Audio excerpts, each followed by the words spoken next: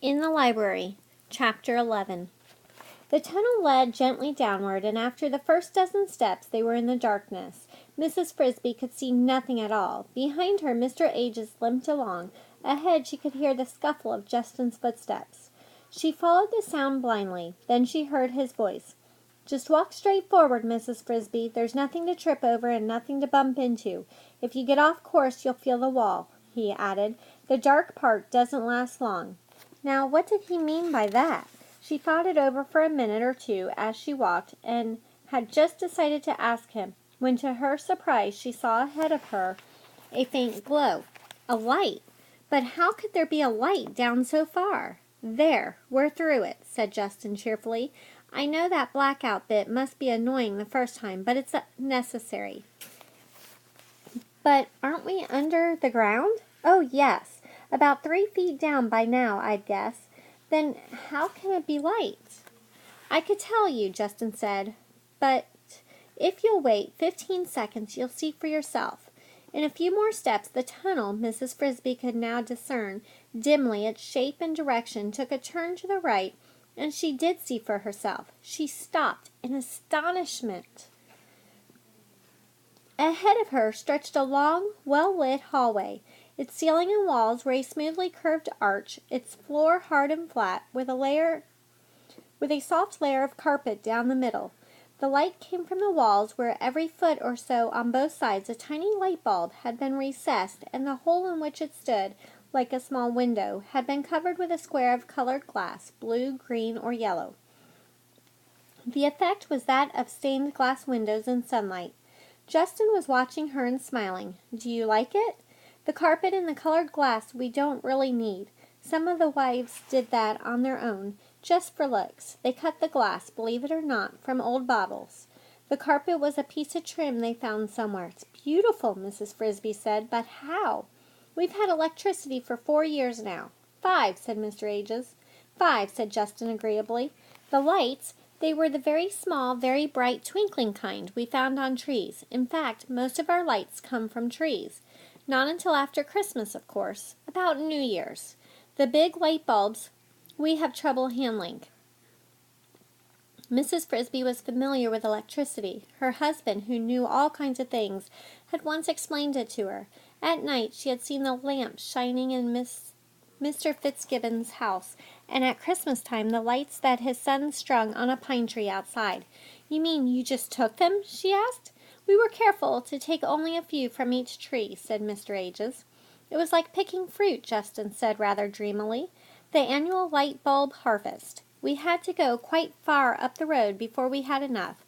Even so, it took 2 Christmases." "Justin," said Mr. Ages, "I think we'd better get on." They continued along the corridor, which curved always slightly to the right, so Mrs. Frisby could never really tell how long it was, and which soon began to incline more steeply into the ground.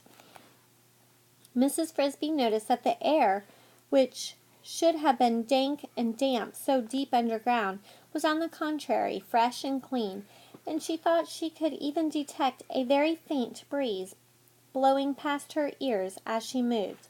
In a few more minutes the hall widened abruptly into a large oval chamber. Here the lights were set in the ceiling, and at the far end Mrs. Frisby could see the long tunnel continued and looked as if it slanted upward again, perhaps to another entrance, a back door. Was this, then, their destination, the main hall of the rats? But if so, where were all of the rats? The room was entirely empty, not even a stick of furniture.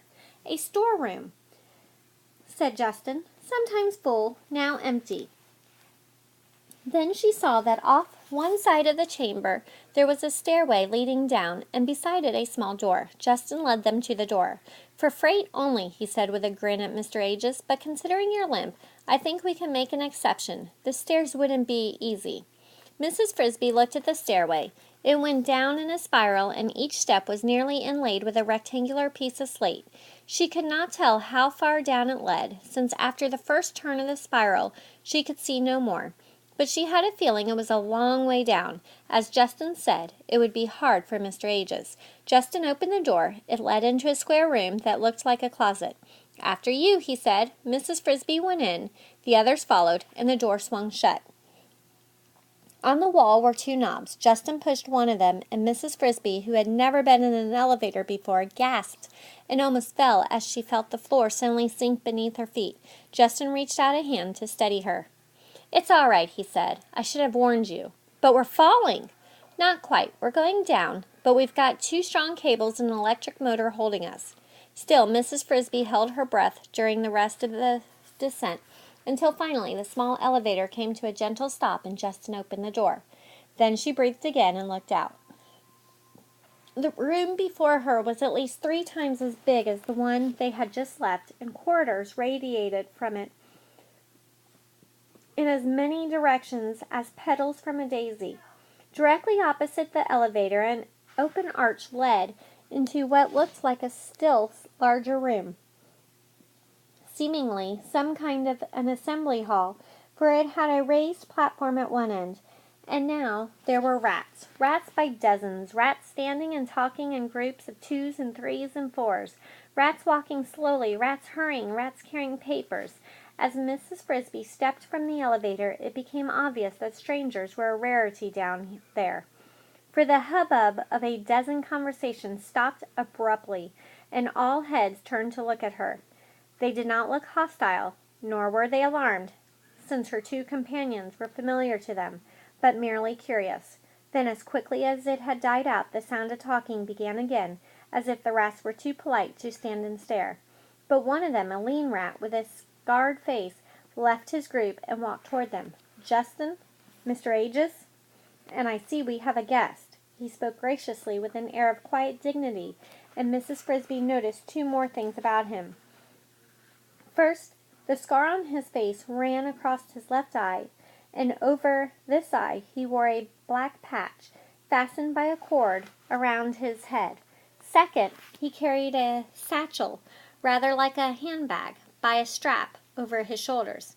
"A guest whose name you will recognize," said Justin. "She is Mrs. Jonathan Frisby." "Mrs. Frisby?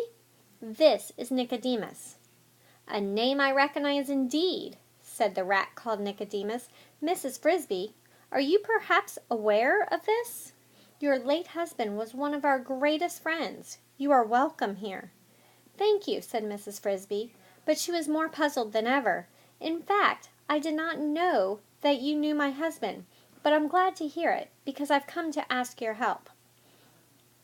"Mrs. Frisby has a problem," said Mr. Aegis, "an urgent one." "If we can help you, we will," said Nicodemus. He asked Mr. Aegis, "Can it wait until after the meeting? An hour?" "We were just ready to begin again." Mr. Aegis considered. "An hour will make no difference, I think."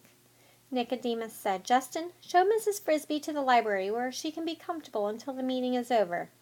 By this time the last of the other assembled rats had made their way into a large meeting hall, where they sat facing the raised platform. Nicodemus followed them, pulling some papers and a small reading glass from the satchel at his side as he walked to the front of the room. Justin led Mrs. Frisby in another direction, down a corridor to the left, and again she had the impression of a faint, cool breeze against her face. She realized that the corridor she had walked in up above was merely a long entranceway, and that the halls around her were the rats' real living quarters. The one down which Justin had her was lined with doors, one of which he opened. "In here," he said. The room they entered was big, square, well lit, and had a faint, musty smell. "It's reasonably comfortable, and if you like to read," he gestured at the walls. They were lined with shelves from floor to ceiling, and on the shelves stood— Mrs. Frisby dredged in her memory. "Books," she said. "They're books." "Yes," said Justin. "Do you read much?" "Only a little," said Mrs. Frisby. "My husband taught me, and the children." She started to tell him how, laboriously scratching letters in the earth with a stick, it seemed so long ago, but Justin was leaving. "Excuse me, I've got to go to the meeting. I hate meetings, but this one's important. We're finishing up the schedule for the plan." He pronounced it with a capital P. "The plan?" But he was out the door, closing it gently behind him. Mrs. Frisby looked around her. The room, the library, Nicodemus had called it, had, in addition to its shelves of books, several tables with benches beside them, and on these were stacked more books, some of them open. Books! Her husband Jonathan had told her about them. He had taught her and the children to read. The children had mastered it quickly, but she herself could barely manage the simplest words. She had thought perhaps it was because she was older. He had also told her about electricity. He had known these things, and so it emerged, did the rats. It had never occurred to her until now to wonder how he knew them. He had always known so many things, and she had accepted that as a matter of course. But who had taught him to read? Strangely, it also emerged that he had known the rats. Had they taught him? What had been his connection with them? She remembered his long visits with Mr. Aegis, and Mr. Aegis knew the rats too. She sighed. Perhaps when the meeting was over and she had had a chance to talk to Nicodemus and had told him about Timothy and moving day, perhaps when that was settled, he could explain all this to her. She noticed at the far end of the room a section of wall where there were no bookshelves. There was instead a blackboard covered with words and numbers written in white chalk. There were pieces of chalk and an eraser in a rack at the bottom of it. The blackboard stood near the end of the longest of the tables. Was the library also used as a classroom? When she looked at the blackboard and rather laboriously read what was written on it, she saw that it was not. It was rather a conference room. At the top of the board, in large letters, were printed the words, "The Plan of the Rats of Nim." How were the rats able to have light underground? Because Mr. Aegis had difficulty walking, instead of taking the stairs, how did they get to the lower level?